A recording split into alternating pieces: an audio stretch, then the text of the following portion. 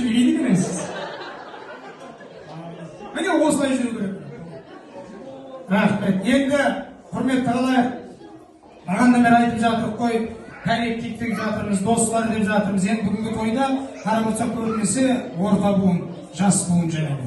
Үлкен буын бірең сарай. Сол үшін көңілді күйді өткізу үшін ол барлығымызға байланысты. Тек қана тамадағы емес, сіздердің де көңіл күйлеріңізге байланысты. Сол үшін әуелі осы Нұрлан менен Айжанның бүгінгі қуанышқа шақырған қонақтармен танысайын. Мен қазір кімнің қай жерден екенін айтып отырамын, сіздер бір айқайлап шулап, осында кімнің қай жерде отырғанын мен бірінші біліп алайыншы осы. Бағана мен тілге тиек етіп айтқандай, Ақтоты дүкені!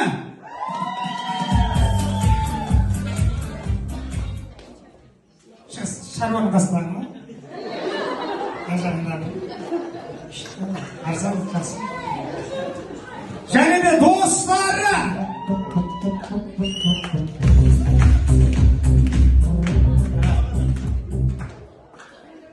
Бірақ әйелі